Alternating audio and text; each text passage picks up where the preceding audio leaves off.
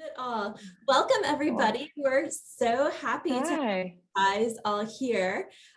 We have our special guest, my friend Elizabeth Fisher from Lizzie B's Designs, and she is out of Dallas. And she has a few different companies. I'm always so impressed with your entrepreneurship because you are really just one of those industry go-getters. And I just love watching you on your journey. We've been friends since I think 2017, I think we met at Yeah. in Maui. If Yeah. that's not the No, crazy. that was 2016. Oh, it was 2016. Okay. Yeah, So it's 2016. Yeah. wow. And that was really interesting because I was like, wow, this girl has some really clever ideas. And at the time, you were there marketing not only one of the products that we're going to talk about today for large installations, but you also had this really cool flower wall that you had constructed and you were showing it off there at the product gallery. So can you just introduce yourself and tell everybody just who you are and what kind of events you do in Dallas, and just we'll just jump in there if anybody hasn't had the opportunity to meet with you at this Yeah, time. You're all over for social media. for So sure. yeah. Yes, we've got lots of social media going on. So if you haven't had a chance yet, for sure go follow and keep up and kind of see some of our designs. But yeah, my name's Lizzie, and I own Lizzie B's Flower Shop and Floral Mechanics. So I started Lizzie B's Flower Shop back in 2011. I just decided I was going to open a flower shop. It was my very first job. So I've been in the industry for about 16 years now, and the business side of it was so thrilling to me, as well as a creative outlet. So I just took it, ran with it, opened up to be a retail florist. That was my business plan, and that was my goal. My first wedding got published, and here we are today. We've been published so many times in different magazines, on different blogs. Like nationally, internationally. So it's been kind of a fun experience on that. The wedding side has grown and just grown over the past 10 years. And since COVID hit, we're opening a new retail location. So we've kind of backtracked on that, but I'm very, very excited for it. It's going to be a fun place, very inspirational, completely different from the first one I ever opened for sure. But then in the middle of that, back in 2016, we launched Floral Mechanics. So it was a baby product of my husband and I. We met in a business class, and I was like, there is this need, and people are struggling so hard. And we'll kind of get into some of the things I saw, but a little bit later. But we decided to create he has an engineering background. So I was like, I need this. He was like, I can design that. So we created it. And the flower wall, and then the floral chandelier, the floral hoops were just our first products, and they've kind of stuck with us. We are redesigning the flower wall, so it's taken down right now, but we've had everything custom built, custom engineered, and the floral chandelier is what we're focusing on. Just even creating different models of those, different sizes, and really taking it and relaunching it this year. So I'm very excited to be here. Yeah, thank you. I've really watched your business bloom, and you are one of our earlier adopters. I have to say, I think after SAF in 2016, you came on board with us. Yeah. So I've been really excited to watch your business kind of really grow into this massive entity in Dallas. And you were doing events all over the place, and with really like a partner for a lot of these really more corporate side events that just call you and say, hey, get this all done. So for sure. Yeah, we do. I would say anywhere, depending on the year, of course, because all these crazy times, but anywhere from like 300 to 400 events a year. So details has forever changed our organization. As far as for me, I know the power of networking, right? It's amazing. So being able to help you, whenever we were at Wedding MBA, we brought the flower wall and then created that whole structure for you. Thank you. It was such a blessing. For the longest time. Anytime I've done a wedding show, you know how hard we work as florists, but it was really great as corporation or a business to have another team come up and set up. And so it's a luxury that I've been blessed with a few customers with all of our traveling. So thank you. That was like the first time I saw your flower wall, like actually constructed. And what's really interesting about it is you actually weave the oasis into the wall so that you can transport these pieces one by one, which I just thought was brilliant, because how many times have we constructed these on site? We make a huge mess and everything else. And then, For sure. sources And not great. that was part of, because I talked with the team from Oasis, and a lot of people don't realize whenever you actually stack like a Oasis brick on top of an Oasis brick, it wicks the water from the other one. So that creates a whole puddle on the ground. So I've seen so many people who've just built from plywood and just like stacking levels of Oasis, only to have the water all over the ground of a venue or at a trade shows, many trade shows. I saw that as well. Yeah. And it's the individual trays from our flower wall, it keeps it from doing that, so that they last longer. You can do them days in advance versus of having to do it on site. And that way you're just like popping in the final details on site. Yeah, so brilliant. I have to say that I love how you are a constant student. Like, I've seen you travel to so many different industry events, just going to like learn, but that you're also like a teacher. So you go and you retain all of this great information, and then you've also put together some programs and so forth, which was something I really appreciated. I had the opportunity, I think it was either in 2017 or early 2018, when I came to your offices in Dallas, and you hosted a workshop. And this was, to be honest, the first time I had ever constructed, like, I think we did like a 10-foot in diameter chandelier. And Yeah. I was always of the business mind where I did the bouquets, and yes, I did like large floral atop of vases, but whenever it came to doing those larger structures, I would feel so nervous and insecure about it that I would often like reach out to a larger production company that has more experience in it. And I think that with me just being able to walk in and see how you guys were going about doing this, it not only like taught me so many different new mechanics, but also gave me a lot of confidence, which I really appreciated. If I was still doing like the wedding flowers like I was before details, it would, it was definitely a nice asset. But I really love how you go around and you support some of these other events. Like, I know that you were planning on, I think, the Slow Flowers event this year. Yeah. And that is just such a different crowd of florals, people. So can you tell me about that, or your feelings about that? Yeah. So I think it's so important to to have continuing education, regardless of what field you're in or even where you're at within, your design experience. Even if you say you're at the top of your top, like there's all kinds of new techniques coming out, and no way is right or wrong. But as you have these experiences with other florists, make other friends, then you're able to communicate and be able to have people to even lean on, to have the confidence to go in and create these structures. So a lot of mine was, just self-taught. So I am a self-taught florist.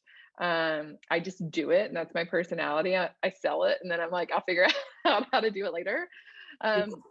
So if I did not have my husband, I don't know that I would have the structural confidence in rigging something over somebody's head to not fall down and be, just the liability in that in itself.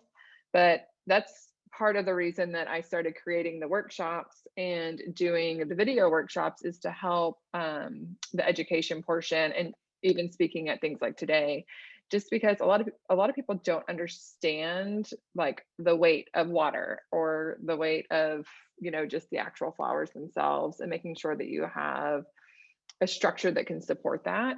But it just goes on into, I think, kind of making sure that you're always learning, whether it's with a large structure or even at just a handheld bouquet. There's so many different ways to do it. I've seen so many right ways to do a floral chandelier, and so many wrong ways as well. Yeah, So I can imagine. And I really appreciated that you went into the liability aspect of doing some of these larger creations. So maybe we should start there, because I Okay. know when you are first scouting out or talking with a bride, they might bring in these grandiose pictures from Pinterest, but there's a lot that goes into even knowing if that's capable. So can you give anybody like your first steps on when someone sends you their idea of how you go about that, or go Yeah. about So it even? I was gonna say there's so many times that I've actually had to turn down a client just because of the venue that they're at, or giving them some education whenever I would first meet them of, if you really want a floral chandelier, like you have to make sure that your venue allows that, or that they even have the rigging points, because so many venues don't have the correct rigging points.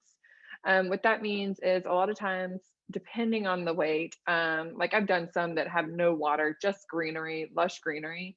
Those are not going to be as heavy as, something that you're doing like full brick oasis cages on, that's all hydrangeas and orchids and just like a more modern design. So really taking those into those into account whenever you're quoting at your client, or making sure that you can even commit before you commit with your client. There is one venue, like I've created a lot of partnerships with venues that I know that we can do this at, because here in Dallas, it's kind of what we are known for. So there's one picture that we have that's been like all over Instagram from this one venue, and we are invited back there over and over and over because they know that we're going to rig correctly.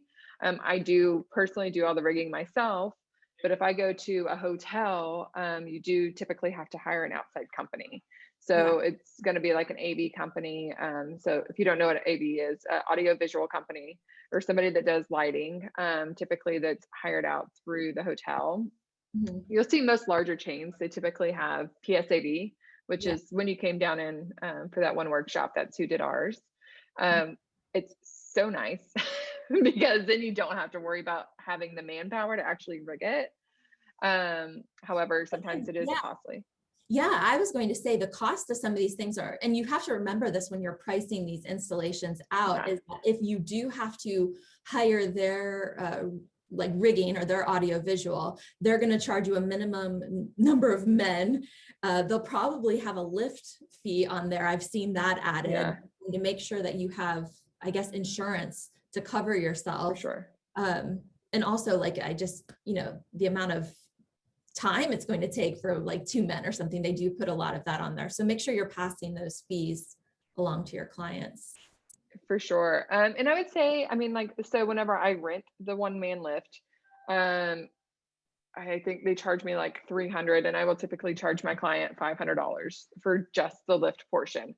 If I can do ladders, that's going to be different, because I mean, it takes more arms to actually lift it up in the air, and just more people to design on it in the air, or you can design like down low and raise it, but then you have the weight of it. So there's lots of factors depending on the venue on how you really want to handle that. But I think most like AV people are going to charge between like $500 to $600. So it's kind of like you do it yourself, or you can hire somebody out. Um, I know there's a couple of particular companies here in Dallas that like they require you to have the lighting through them as well, or have that package through them to do the rigging. Yeah. But they make sure that it's secure. They make sure that it's not going to fall on somebody's head, and that it's hidden nice and well, and you're not like showing all these ugly chains and different things like that. So And I think what they really appreciate about what the structures that you've engineered is they know it's like aerodynamically like, yeah. and not like a bunch of hula hoops that someone's put together, or plywood that could potentially like really break. Like I've seen a lot of different things over the years, and I even question like the safety level of what these people are thinking about, like the guest, or what that liability would look like. So I feel like you have done a really great job, and I can see how the AV companies appreciate just getting their hands on this like solid structure, and they know that they can sign off on it too. For sure. So our structures are made out of aluminum, which is going to be lighter than steel. So that is one positive. Like I can just lift it by myself. Like the structure in itself is about like 25 pounds. So it's not heavy at all. By the time you get flowers on it, it's typically going to weigh, I mean, if you're doing like our greenery, like our garden style greenery with like oasis. I usually use like the sausage foam, Yeah. and like we put flowers. That's about 60 to 70 pounds. So it's not terribly heavy. It's just big, right? So the cables that they have will more than support it, and you don't really have to worry about that portion of it. Whereas if you're doing like a hula hoop, for example, like it's not going to support that weight. It's going to bow and possibly snap. Same thing with plywood. Once you get the wood wet, it's going to start bowing. And I've seen so many just like in my florist groups on Facebook. I'm like, what are you doing? Please Yeah. tell me you have insurance. No, it's so important. And if you don't have insurance, sometimes these venues will require you to have a different policy for every client. And I think that we're getting more used to that. But, you know, years ago when I was doing this, it was very few and far often that I would be asked to provide that kind of documentation. But is that something you're regularly doing every time you step on foot, like on a venue? Yeah. So most of the time, like with the venues that I've created a relationship with, they just keep our insurance because we just have, you know, our coverage for the whole year, and it's valid through the whole year. So they'll just ask us to re-up. If it's a venue that we haven't worked at before, they'll typically have us sign a form and, you know, submit a COI where they want to be like listed on our insurance document, so that they are covered, that's standard practice. I feel like anytime that you're doing any kind of anything at a venue anymore, even with fire, they're like, we need Yeah. you know, an insurance document. I'm like, okay. No, you're ruining my life with these electric candles. No.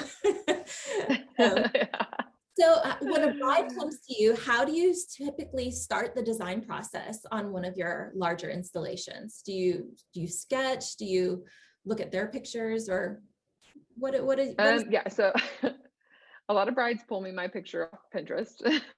yeah, I'm like, okay, yep, that's what we did. But first, you know, I have them fill out an inquiry form to even see one, like, are we in your budget? Like, and I educate them. Like most of my flower chandeliers, they're gonna start at a couple thousand. Like if you've got a $3,000 budget, like that's not gonna happen. And once I start kind of like educating them through the process, they either really want it and they're like, okay, like go ahead and quote me out. And then typically I just do a rough quote because I've done enough of them. At the beginning, like I would make sure that I did like recipe everything out to make sure that I was not losing money. Again, finding out, do you need a lift? Do you need a ladder? How many sets of hands? What time can you get into the venue? Because if you have an hour to set up a floral chandelier, like can you pre-design that off site, or do you need like 6 sets of hands to make sure that you get it done within an hour? What does that look like? yeah, So I take all these factors, and if I have a shorter amount of time, I'm going to charge her more because we have to make sure that we can staff that.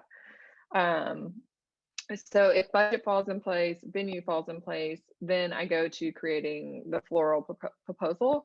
And with that is, I do have like some pre-designs already set in there, and I just will drag and drop, which is nice. yeah. And so then at that point, the recipe's already done. But if it's something that we have not done before, or I need to tweak it, then I just go in and I tweak the recipe and include that in her proposal. Sometimes I just do it as a proposal suggestion if it's taking us way over budget, even if she has a healthy budget, so that she can add that on at a later date if she wants to. Yeah, I think that proposal suggestion is just a really great idea, just to kind of flutter those add-ons that might not make it into the regular already set aside budget, but somehow you can kind of just squeeze an extra 2,500, Yeah. you know, 4,500 out of a client if you can really upsell them. So I feel like that's what your team is really good at. It's like, oh, your wedding's gonna be beautiful, but what about this? That's where I have to be that sales. a lot of times if I have a bride with like an $8,000 budget and she still wants X, Y, and Z, we make sure to include those in the bottom, but making sure that we're nice and within her budget at the top. And then she ends up adding by the end of the day so that it's $11,000 and she does not even bat an eye, or he does not even bat an eye, because that's what they love. They're like, no, this is what I want. Yeah, I love that. So what is the biggest installation that you've ever installed? Like what is the biggest thing you've ever done, or the most daunting for you personally, where you were actually like fearful that you weren't going to be able to do it? So every time that I have to go to this one venue, it's 30 feet in the air on a one-man lift. Okay. And it is like the lift's going back and forth every single, but it's our most like the venue that we've done like a floral chandelier. We do one there almost, I don't know, just like all the time.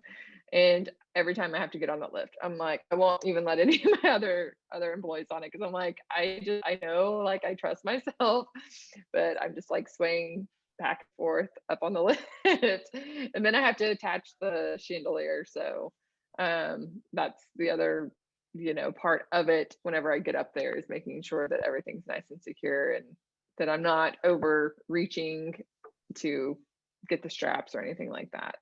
Yeah. Well, So that one in itself, go ahead. it reminds me of years ago, my Samantha, who's been with me like a 14 years, I would make her climb the ladder and I would just say a little bit more this way. Yeah. Like you get up there, but I'm scared of heights. So Yeah.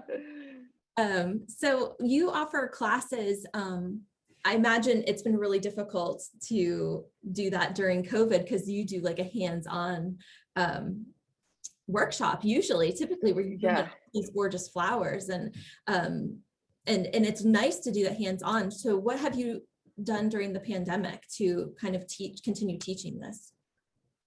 Yeah. So, I mean, that was a passion of mine, was teaching these hands-on workshops with the larger installations. But since we switched to doing a whole digital series.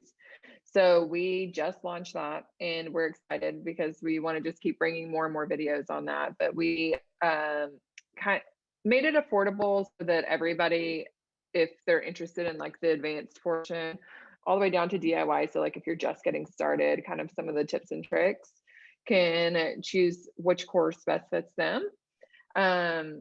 In the advanced series, I mean, it really digs in on how to apply the flowers. It's, about an hour long. So some of it is sped up a little bit, but you can kind of see everything in real time. We talked through it. Actually have another florist. He was there like asking me questions. So it was very interactive, which is fun. But for me, I just doing, it's hard. I can do a Zoom flower centerpiece class, right? But trying to teach a floral chandelier over Zoom, I think that would be a little difficult. So right now launching on Teachable has been our thing. We just launched this week. So I'm very excited about that advanced series. Yeah. And I think we have like some promotion that we're going to do in this Oh yeah. with you that we're excited to tell people about. Yeah, well, that series, I think you have, I have a bunch of announcements here. Yeah. But I don't have anything on the class. So you'll have to tell them. Yeah. So the class, there's the first initial start of it right now, it's 4 classes. And then there's a DIY, a beginners, and an advanced. So all different. We go from processing floral all the way up to the floral chandelier, and even on like how to make the tall balls and the foam behind it, how to install a ceremony arch, how to do aisle, floral for the aisleway on the ground, and just different aspects like that. And we'll just keep continuing to add on there. I would love to start like a little community of people who are interested in learning more about the mechanics about the larger installations as well, because it's a passion. Yeah. I really love teaching, and I'm pretty much an open book when it comes to any questions. So if anybody has any questions, feel free to reach out. Yeah, no, I think it was great. And that's what I really appreciated, because it was very, I feel like down to earth and approachable, where it wasn't like you were, and you knew all the answers. Like, yeah, that is a great way to do that. And I feel like very resourceful. And, when you were putting those sausages on, I probably wouldn't have thought to cut them up and like separate them. And it's like, I was being so wasteful. So I do feel like you have some sustainability aspects that you try to teach and kind of maximize your profits too. So I think that's I was saying, I'm cheap. Yeah. I'm cheap. Well, I'm like, you're a how business can we owner. save money? Yeah, you have to be. Yeah.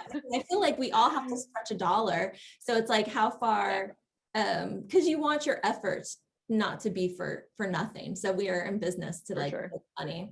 You do have a rather big team with you, or that works with you. How many people are on your team? Oh, that's a really good. I'm like, I don't even know right now. So last I counted, we have 10 of us.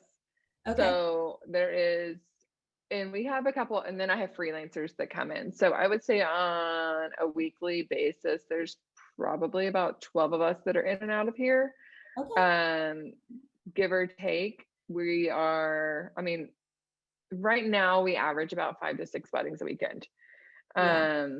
And some weekends are like, just because we have our reschedules, and then we have our brides that are booking. I'm sure a lot of y'all can relate on here. Just trying to keep up with the cash flow of making sure that we're taking care of our past clients and our current clients. It's been a fun time.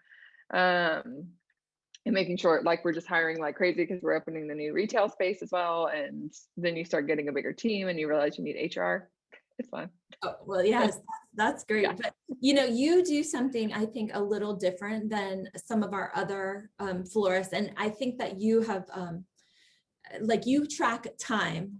So this is something I would love to add to details because, and this was an idea that Elizabeth had. So I know she's full of great ones, but you Yes. actually say, okay, I know this bouquet is going to take 20 minutes. And so you track how much time you're going to need of your employees. And I think that's just such an interesting way to like plan out the designing process. So as we continue to further develop, I know we'll be leaning on you for a lot of the way that you've had details working in your own office, but I just think that that is just such a smart way to approach these different things you have to create, because if it takes you an hour to make it, but you're only charging $20, like you got to figure that out and you got to have manpower to get it all done. So it's definitely a lot of it. I'm sorry. I would say a lot of it. I've gone down to having my employees track their time, which at some point they were like, really, like, just to hear me out on it. Like, I'm not doing it because you're working slow. I'm not doing it because I want to do it because I need to learn. So I took all of that information on the back end and I was like, okay, like I can see like our bridal bouquet. So like if it's a cascade, like I'm going to allow, an hour. That should be more than enough time. And a lot of these are with designs already pulled. So, cause that's going to be an assistant job. Or like bridesmaids, those should take 10 minutes. Well, if I've got, 6 bridesmaids, I'm looking at an hour's worth of work. So what I did was I took the design time and made it as a 5-minute interval that we just plug into the recipe. And so at the end of the day, whenever I print my items needed on the back page, I can consolidate all my events for the week and I can be like, okay, I need 300 minutes worth of work, or I need 1,000 minutes worth of work.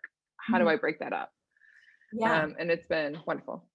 Yeah, I think it's just so smart. And I feel like I can see us adding to that component, and we'll put a big thank you, Elizabeth, on that. And it's, I know that's just sounds so practical, it's probably, it's got a bit of developmental work, but I love when our users come to us with these ideas, because it's just from this everyday practice of putting this together, and we're so far removed now just doing the development side to bring these features. So it's really great to hear from you and other users that are really loving the software.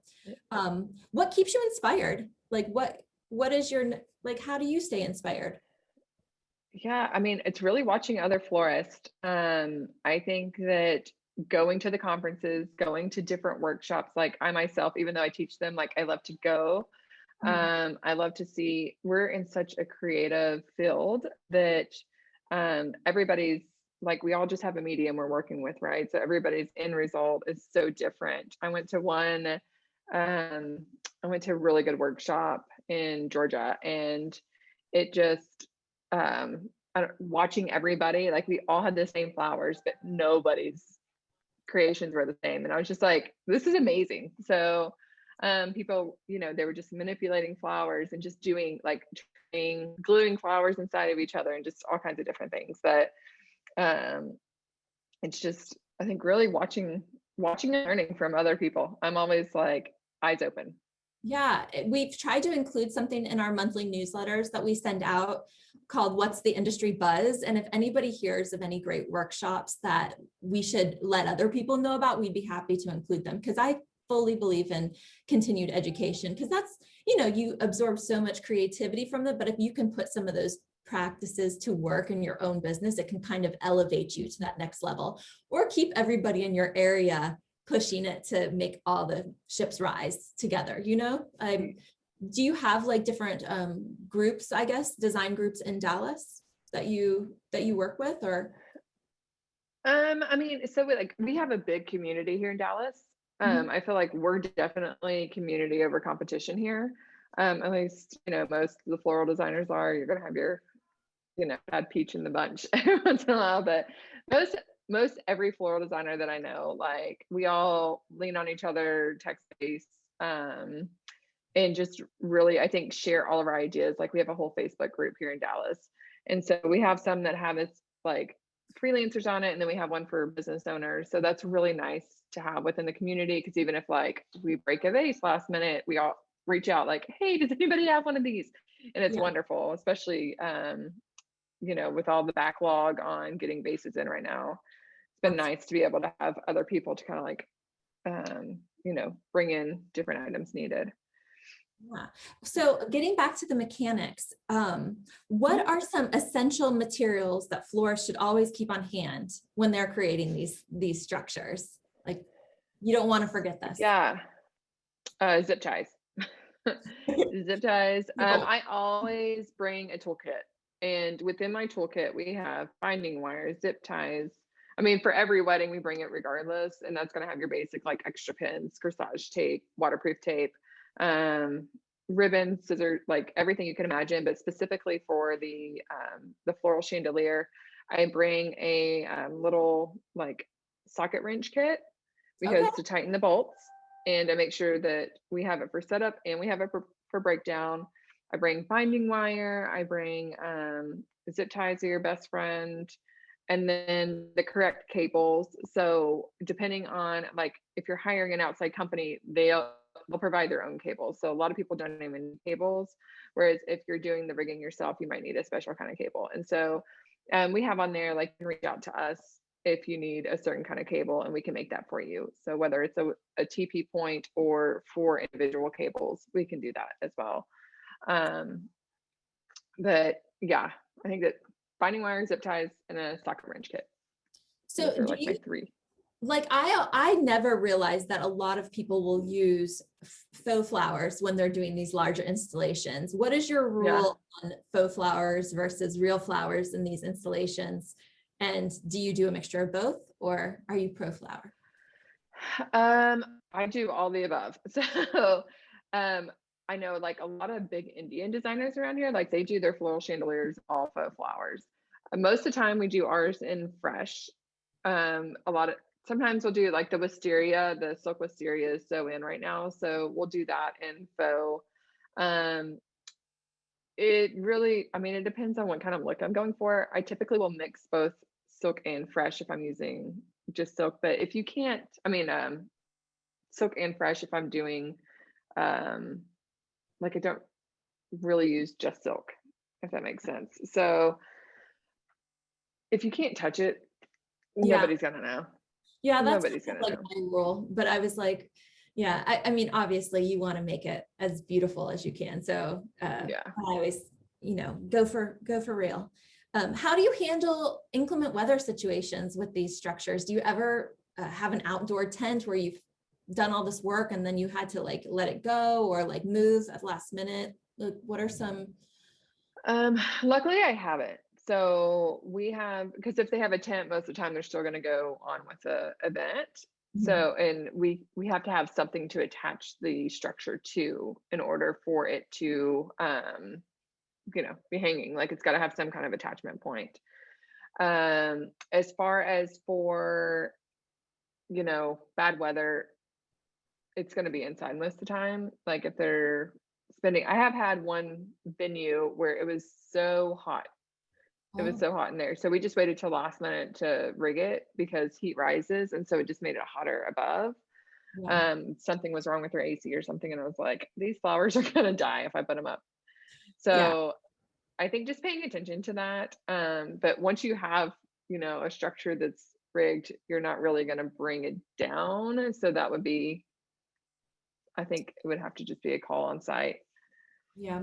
We have a question from Rue, and she says, I'd love to learn more about rigging.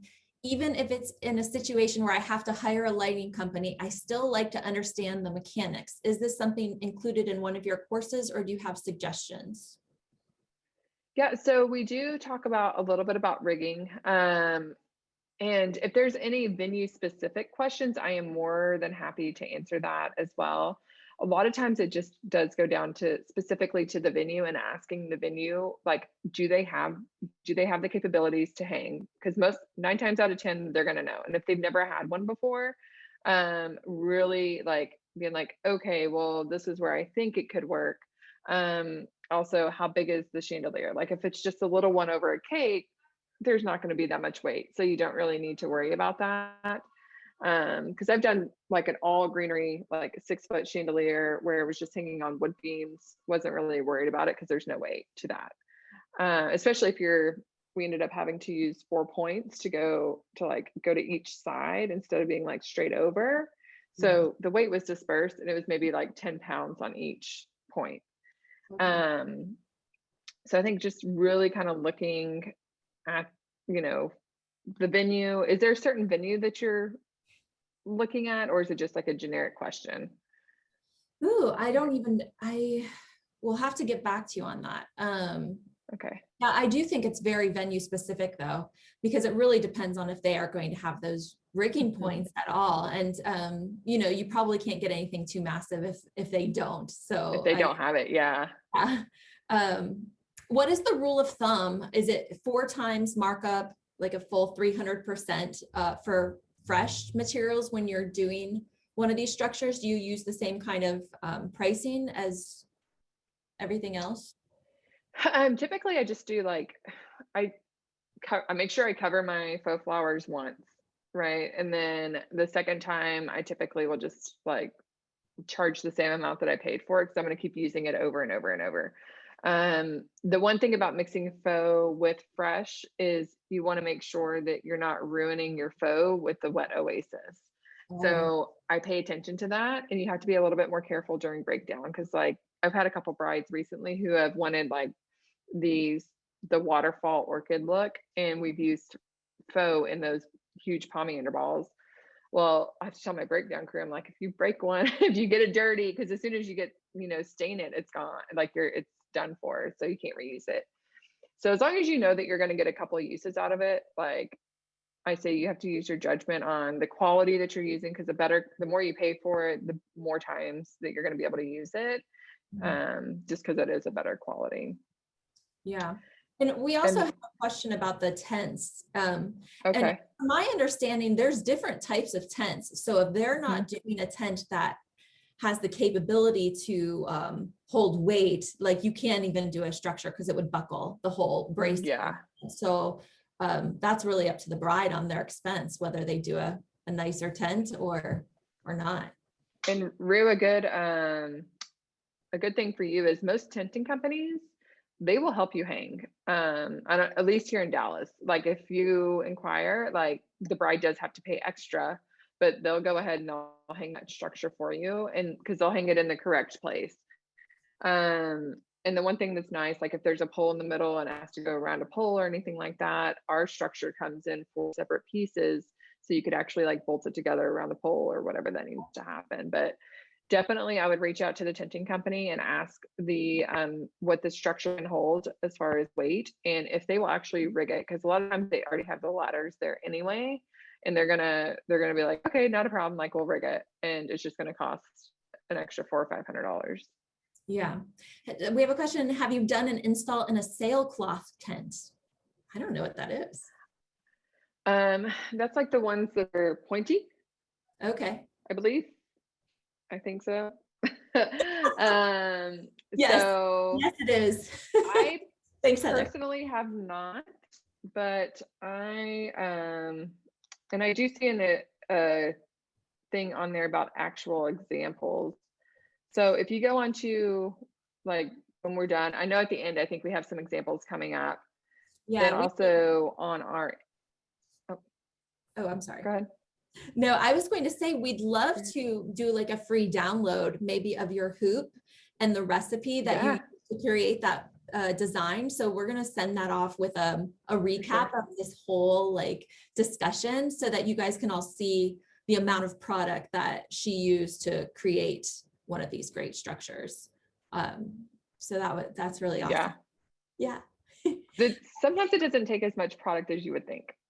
Yeah. Yeah. It's because you kind of have to design for where people are looking. So you have to think, you don't need all that on top. They're looking up from the bottom. So it's kind of little smoke and mirrors, I think. Yes, for sure. I thought I had a picture of a sailcloth. Oh, I do.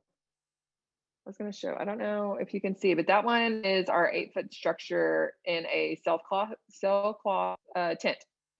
So they just hung it, they just took the two different rigging points and made it centered. Wonderful. So that's how that one goes. If you go look on our Instagram, you can probably see that a little bit better. So we have like an exciting giveaway that we're going to give someone, or you're giving it away.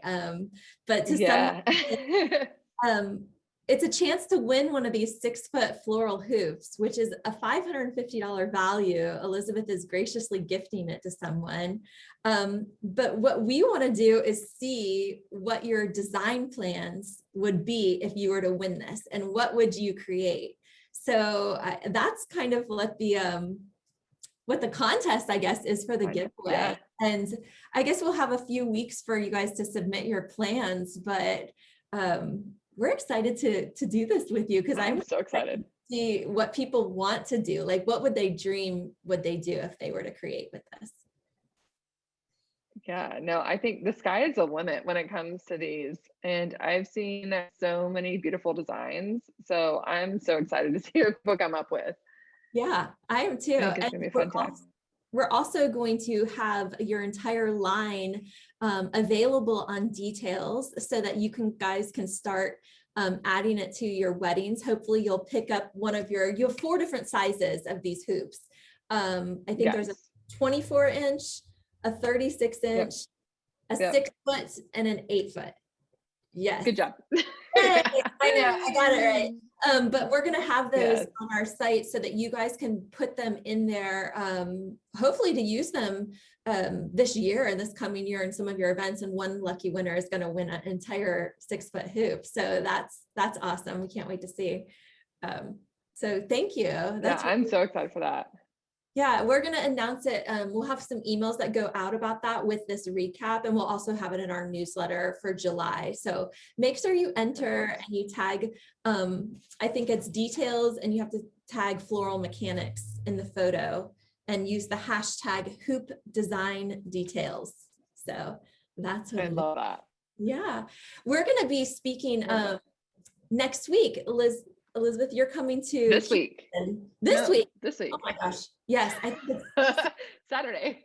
Yeah, I don't know. My life has been a whirlwind. I just got back from a trip and now I'm headed off to Houston, but I'm excited to go on a plane for the first time in like 18 months, I think. But we're going to the Texas State Flower Association meeting in Houston at the Galleria Mall, which I've never been there before, which I hear is very exciting. But yeah, we're going to be talking about contracts and contract terms and all those fun things that you need to include in your contract. So is there anything that you would say from a contract perspective that you would make sure to include when it comes to these installations? Some nuggets. Yeah, I mean, one, I think it's not in your contract, but having insurance for sure. Like I would 100% recommend having insurance.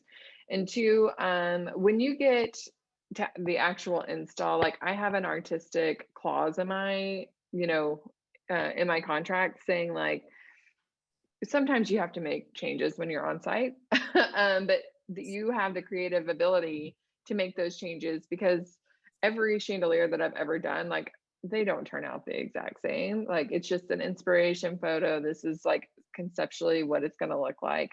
So making sure that you have that, you know, and if it gets tampered with, like, you're not liable for anybody else's. If a lighting company that you did not hire decides that they're going to take it down and they hurt themselves, you're not responsible for anybody else touching it besides you, unless it's hired by, you know, hired for specific reasons of installation or tear down. Yeah. Because they're high enough that nobody's going to be able to like reach and grab. But if you have somebody else on a ladder who's doing something stupid, yeah, you just don't want to have to mess with that. Yeah. Have you ever, so I mean, have you ever had any experiences where you've had like a incident or anything happen from any structure that you've learned from, or no? I'm gonna knock on some wood. I have not. Yes. No. So Yeah. yeah, I've been fortunate enough that like even the one that went viral was my very first arch that I ever, I mean not arch, floral chandelier that I ever put up. And so that was a very good learning experience for me. Yeah. But I would say more so on time wise of understanding how long it took me to do it and how many hands I needed on site. But there was nothing structurally, because these pieces are just, they're structurally sound and I don't have to worry about that, which Yeah. is nice to have that ease of mind. Yeah. You did face a little bit of a floral disaster I saw a few weeks ago on Yes. Instagram.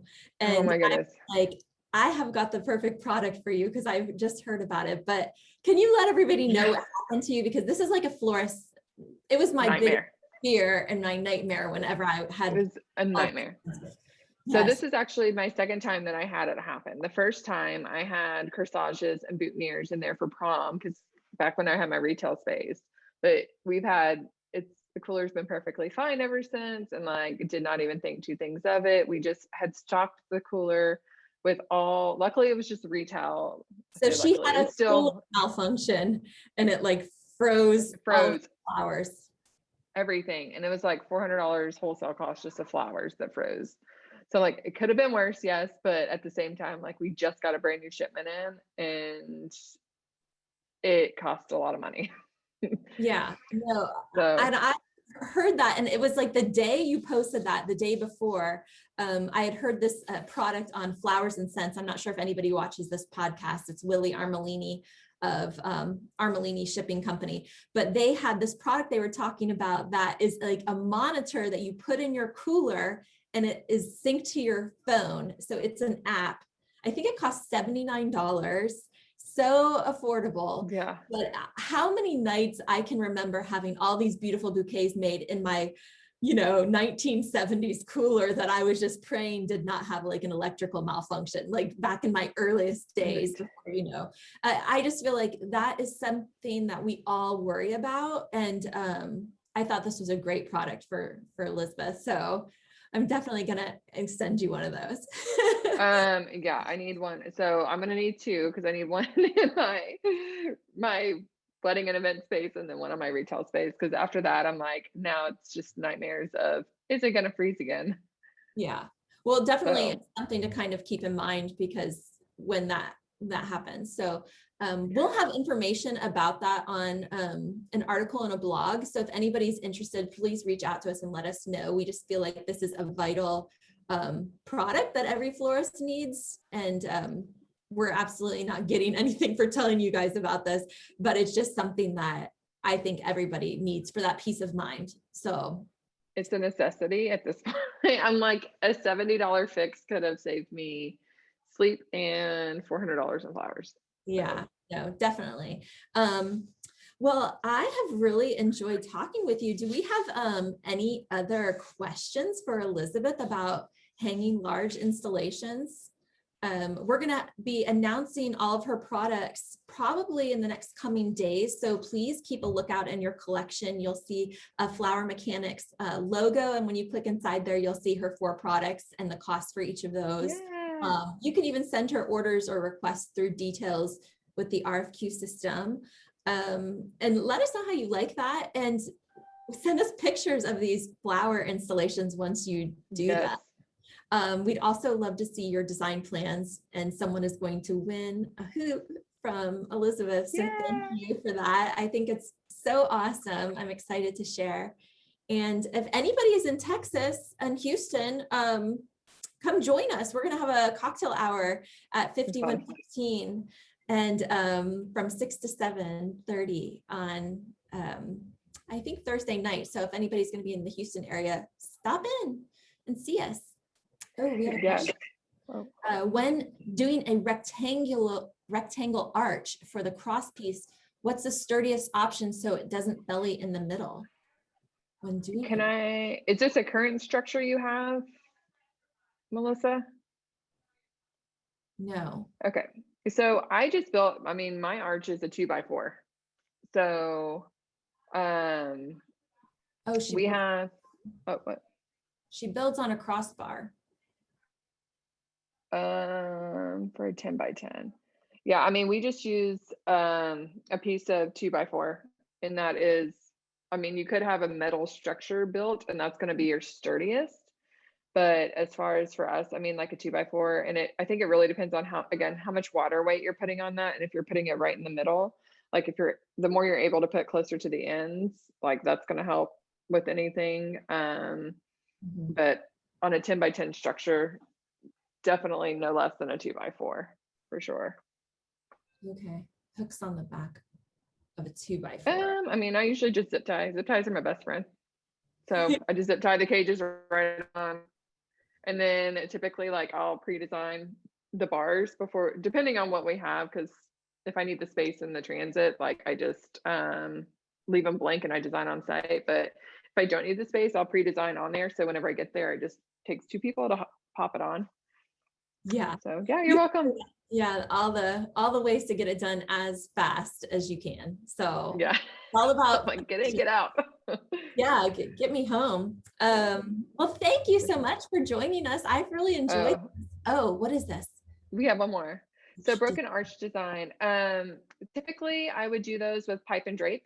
I've created also, like, if you want asymmetrical, which is actually a good one for me to teach on because I've done them several times, but maybe I'll add that to my advanced series, is I've taken just like the base of the pipe and drape, put a PVC pipe on it and cut it to the length that I wanted it to. You can just take a saw and just cut that, and then chicken wire around it.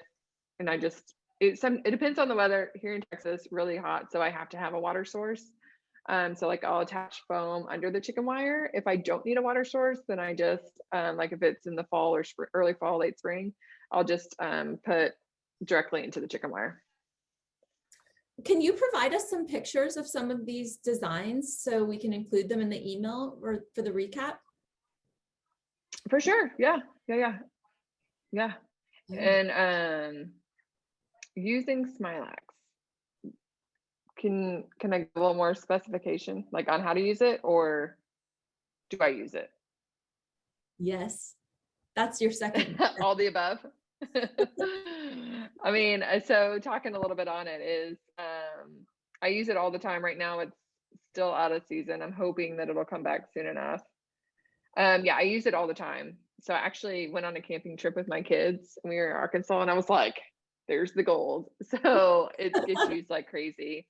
Actually, some of the guys there helped me forage it because anytime I can forage, I'm like all for it. But yeah, I use it on all the structures. It lasts out of water. It'll last about a week out of water, and in your cooler, it'll last about, if you have good healthy product, we keep it like in a big trash bag and just a little bit of water, and it works wonderful. What is the cheap greenery alternative to Smilax? And yeah, it's not available as readily in Canada. I mean, that is a very, very good question that all the floors are trying to figure out. Yeah. Here I forage Elaeagnus. It's also called Silver Russian. I just go find that. I don't cut from your neighbor's yard though, because I thought it was like the community portion, but it was just front yard. Oh my gosh. And then, so now we have like I found a place that it's nice and safe to forage. So we just go forage that. A lot of my structures right now, that's what I'm using, is Elaeagnus. If you don't have that, sometimes we'll do just like take a piece of wire and ruscus and huck. That is probably going to be the next best thing. Although there's nothing that truly, like, that I have found personally that gives you the same look of Smilax. And it's, yeah. Oh, go ahead.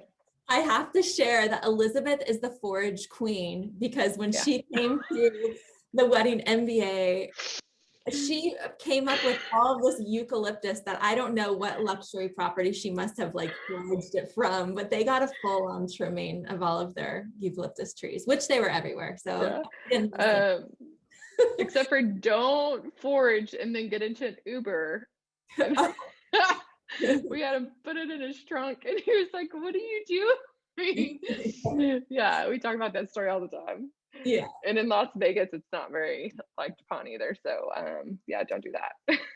Desperate times call for desperate measures, but I definitely noticed all of my like neighbors here with some gorgeous agapanthus, and I'm like, they need a trimming of that, or the dusty millet that's like going crazy. And I'm like, yes, I will forage that. All of it. What is a good width of greenery for? So, I mean, are you like, if you're talking about like, you know, with this as far as around, I mean, I would probably, you know, if you're taking a mix of just different greeneries, about 5 inches on each side, because it's a 3-inch ring. And if you go 5 inches on each side, I mean, that's almost like a foot wide. So a foot and an inch wide, to be exact. And I think just kind of give it a natural design, depending on what your client's looking for. And I typically just go with the greens, like just let it be. And you can wire it straight on, or if you have cage, like actual cages, you can put into the cage and that'll give you a little bit more volume. It just kind of depends on what look your client's going for. Yeah, I thought it was really interesting the way you were doing it, because I had never thought to do it that way, but I felt like you made bunches and then you attached those all over the place, and then it was just like a layering effect. But it was really a different way to do things than I had ever done. And it was like, wow, I'm mind blown now, Elizabeth. Thank you. It's good just to, you know, see, again, everybody has their own way. I've done where we've done just all direct, like bigger pieces of foam and all directly in there. It just depends on how much weight you want to have and what you're looking for as far as cost and flowers. Yeah. Let's see. Okay, thank you. Yeah, I agree. We use a lot of Sala. I forage a lot of privet as well in replace of Sala. Privet and red tip down here in Texas. So if anybody's in the area, like that's my go-to foraging greenery, because it lasts a long time and it's my time instead of my time and cost. Yeah, we do have an upcoming partnership that with Fern Trust, and all of their products is going to be online. So if anybody really wants a great greenery source, not too far from where we are in Florida, Fern Trust is amazing. They can also do any kind of garland for you. They custom make garlands and wreaths. So if you guys need some of that, we'll have some announcements over that coming up, but kind of a fun little new added to our collections after Elizabeth gets online. So and I know they can source almost anything. So I am amazed at how many different varieties of greenery there are. And you always stick with the same 3 that come to your mind. So it'd be beautiful to be able to look through and get familiar with some of these new varieties. Yeah, I'm so excited for that, because I feel like I'm stuck in a rut with the greenery that I use, for sure. Yeah, for sure. Okay. Well, it's been fun. I love that we had some extra questions there at the end. Sometimes it's a lot of questions, sometimes not, but we're going to put together a recap of this entire discussion and some good pointers. And then we'll also include Elizabeth's classes if anybody wants to do that, and information about our contest. So thank you guys for joining. And we didn't announce, there's a 30% code on the classes that's good till August 1st. So if you're interested in the classes and you take them, then if there's anything else that you ever want to see me design, like let me know, because I'm the queen of mechanics. Like I love a challenge. Or I might already know how to do it and I can just make a video about it and add it on there. So I'm open. This is just the beginning. And I look forward to hearing some feedback. Yeah, you're also giving free shipping on any hoops that they might Yeah. Oh order yeah. through Yeah. August 1st. So, and shipping is probably one of the most expensive parts of the process of getting Yeah. it. It's like very, you know, to get things shipped anywhere costs a lot. So It's a fun time. Yeah. That's like almost between a $65 to $100 value, I think, depending yeah, on where it's going to. wonderful. So Yeah. that's, yeah. Yeah. Details So I think, 30 is the code on that too. yeah, sorry. Okay. I'll, and then I think, are y'all going to send out the link, like everything in an email? Yeah, we'll do a Okay. summary. We'll send it to you first just to make sure all of it is correct. Okay. And then hopefully we'll get this out to you guys tomorrow, so you can watch the replay and then any other Perfect. questions. So is there anything we didn't hit on that we need to? I think that's about it. If everybody just make sure that if you have any questions, seriously go to our Instagram, DM me. We'll answer any questions that you have as far as like rigging, because the best thing, I mean, the most important is that it's safe for everybody. Even if you have a question about a structure, even if it's not my structure, like I will give you feedback and all the things that like, is this safe? You know, I'm pretty honest. So as far as that goes, like I'm an open book. Awesome. Yes, we appreciate you and love you and all of your ideas and inspirations, and you keep us making the software better. So thank you for being a great customer and a partner. And we're just excited to show everybody and share your product line because we think it's brilliant. And if they're up to doing this because it's a challenge and a little bit out of your comfort zone, with a few of your classes, you'll see it's not that daunting if you know where it's going to go and how you can achieve it, and you can sell it over and over and over again and upgrade all of your packages. It's been proven. Yeah, so find key venues that this would be great at and sell away. I do have one more thing for, will the recipe be, where will that recipe be at? We're going to have a recipe in details. Is there a place for them to go to find that? Yeah, so this is something we did a while back with, I think Sarah Campbell had a wall or something, and we sent a link to everybody. And if they clicked on the link, it will add that recipe right into your details recipes. So you can star it and have it there. So it will be exclusive to anybody that clicks that link and has it. But basically, we just need to create one recipe with those items that are included, and then our development team will make a link and then we'll share that for everybody. Perfect.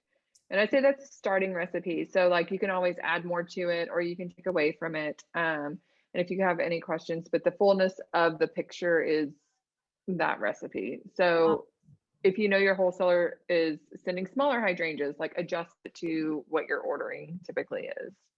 Okay, yeah, that's always a great recommendation. And remember to design for the eye and not necessarily, you know, remember that picture, because you can kind of get away with less product if you're very particular about the smoking. Yeah, for sure. Well, thank you everyone for joining us. It was a lot of fun. Thank you for coming. It's so good to see everybody. Yeah, thank you. All right, have a great day, everybody. Much appreciation. Yes, it's so good. Thanks for